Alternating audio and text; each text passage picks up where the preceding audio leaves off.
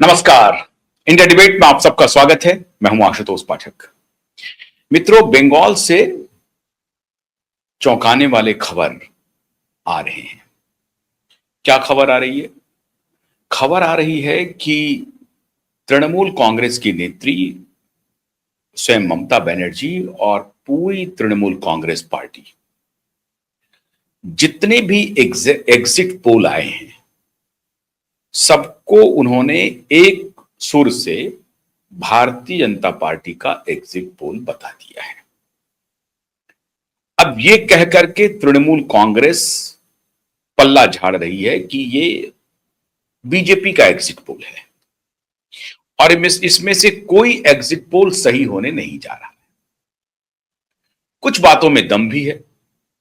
TMC की एक नेत्री है महुआ मोइत्रा, बड़ा डिटेल दे रही हैं कि पिछली बार 2024 में इसी मई माह में, मतलब अब जो मई आ ही गया, आज मई माह है, और 2024 में भी मई में चुनाव हुआ था, लेकिन जब रिजल्ट आया था जून में तो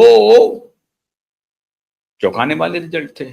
सारे एग्जिट पोल, एक एक एग्जिट पोल तो 400 से भी अधिक सीटें दे रही थे। ये बात सही है, इस बात को कबूल करना चाहिए। लेकिन उसके पहले वाला एग्जिट पोल क्या है, उसके आंकड़े को भी देख लीजिए। 2019 के आंकड़े को, जो प्रेडिक्शन था लगभग उसके करीब पहुंच गया। और एक एग्जिट पोल ने तो कहा था कि 300 सीट आ रही है, और उसको भी छोड़ दीजिए। अगर आप मेरे खुद का टाइमलाइन देख लें, फेसबुक का टाइमलाइन देख लें, फरवरी 2019, उस वक्त हमारा टाइमलाइन क्या था, हमने क्या कहा था कि 300 क्रॉस करेगी भारतीय जनता पार्टी अकेले, एनडीए नहीं, बीजेपी 300 क्रॉस करेगी। क्रॉस कर गई। मैं ये नहीं कह रहा हूं कि हमारा प्रेडिक्शन बिल्कुल सही हो गया, मैं बहुत बड़ा ज्योतिषी था, बिल्कुल नहीं। मैं सिर्फ ये बतला रहा हूं कि मूड ऑफ द नेशन जो है, वो जब आप धीरे धीरे जानेंगे तो शायद आप सत्य के करीब पहुंचेंगे। अब 2019 से 2026 के बीच में मतदाता भी काफी परिपक्व हो गए हैं। 2014 में बड़े पैमाने पर सोशल मीडिया का प्रयोग हुआ, सोशल मीडिया को लोगों ने प्रयोग में लाया, मतलब खासतौर से पॉलिटिकल पार्टियों ने।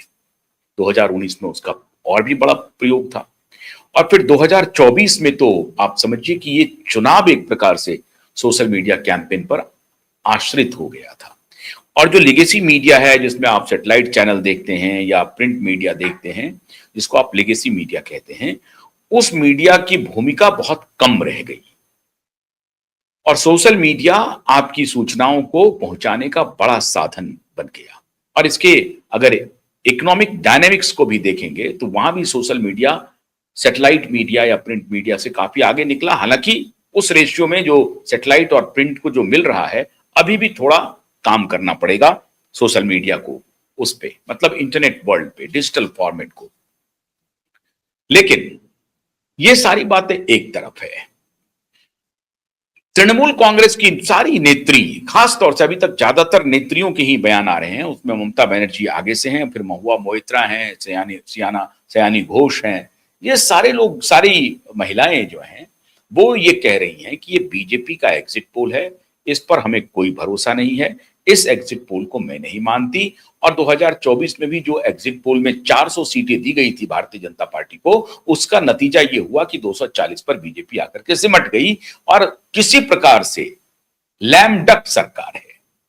अब ये आश्रित सरकार है, अपने सहयोगियों पर आश्रित सरकार है। तो कहां तो 400 और कहां 240, और उसमें बहुत सारे लोग कह रहे हैं कि अब की बार 400 पार, अब की बार 400 पार का जो नारा था, वो भारतीय जनता पार्टी के विरुद्ध गया। क्यों विरुद्ध गया? क्योंकि अपोजिशन ने इस मुद्दे को जनता के बीच में ले जाने में सफलता पाई, और वो ये कन्विंस करने में कामयाब रहे कि अगर भारतीय जनता पार्टी को अकेले अपने दम पर, एनडीए को छोड़ दीजिए, अकेले अपने दम पर अगर आपने 400 से अधिक सीटें दे दी तो कॉन्स्टिट्यूशनल अमेंडमेंट होगा, भारत का संविधान खत्म हो जाएगा, नया संविधान बनेगा, और वो संविधान आरएसएस बनाएंगे। ये सारी कपोल कल्पनाएं चलती रहीं, और कपोल कल्पनाओं को जागृत और जीवित रूप में लोगों के दिमाग में डालने में अपोजिशन कामयाब हुआ, इसमें कोई शक नहीं है कि अगर 400 सीटें भारतीय जनता पार्टी को आ जाती हैं तो बीजेपी इस कॉन्स्टिट्यूशन को अमेंड कर देगी, बल्कि नया कॉन्स्टिट्यूशन कहीं ना बनाने लगे बीजेपी। ऐसा ना हो जाए कि नया कॉन्स्टिट्यूंट असेंबली कन्वीन कर ले और कॉन्स्टिट्यूंट असेंबली बना करके एकदम से फ्रेश संविधान आएगा और वो मनुस्मृति का संविधान होगा।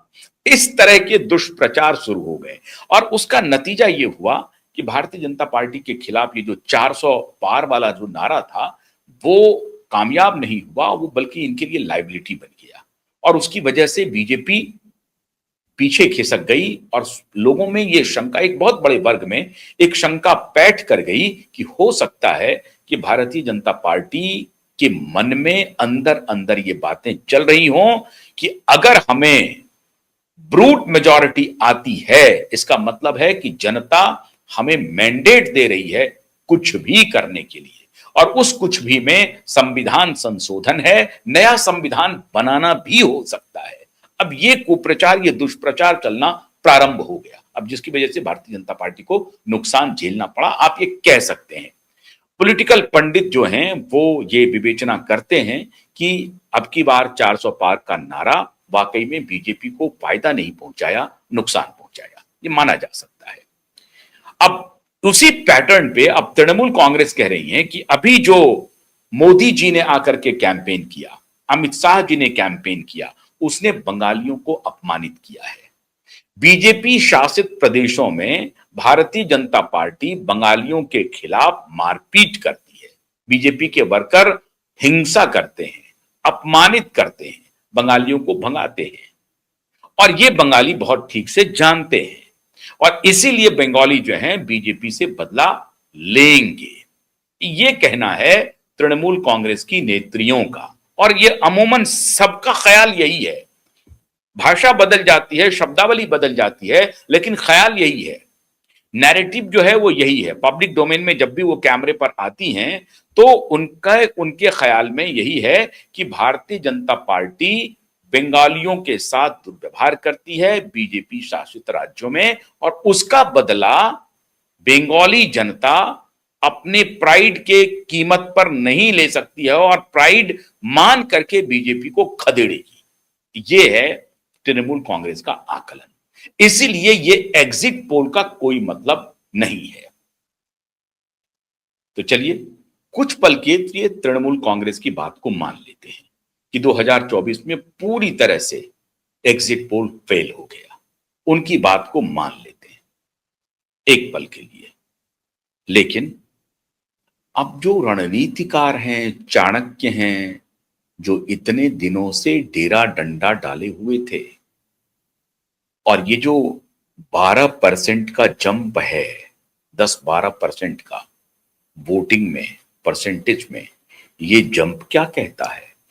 बहुत सारे पॉलिटिकल पंडित विवेचना कर रहे हैं एग्जिट पोल के ऊपर, लेकिन मैं आज आपको बताने जा रहा हूं कि मामला एग्जिट पोल का है ही नहीं, मामला है एग्जैक्ट पोल का।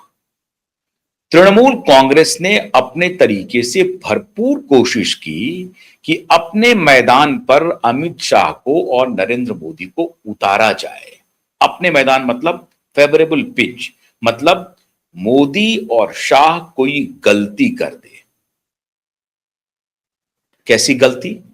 पिछली बार 2021 में मोदी से एक स्लिप हो गया था। अब सारे वोटर भी और आम दर्शक भी इस बात से सहमत होंगे, दीदी ओ दीदी। अब ये वाकई में ये जो टाउंट है, ये जो चिढ़ाने की बात है और धमकाने की बात है, पोलाइटली जो धमकी थी मोदी जी की भाषा में, वो कहीं ना कहीं बंगाल की जनता ने और खासतौर से महिलाओं ने ठीक से नहीं लिया और वो एक ट्रिगर पॉइंट बना। चुनाव ठीक चल रहा था, जा रहा था, लेकिन जिस मोमेंट से नरेंद्र मोदी ने दीदी के बारे में, ममता बनर्जी के बारे में इस तरह का भाषण देना शुरू किया, दीदी ओ दीदी, वो निश्चित रूप से नरेंद्र मोदी के खिलाफ गया और खास तौर से महिलाओं ने जबरदस्त गुस्से का इजहार किया मतदान के जरिए। एक और बात याद कीजिए आप,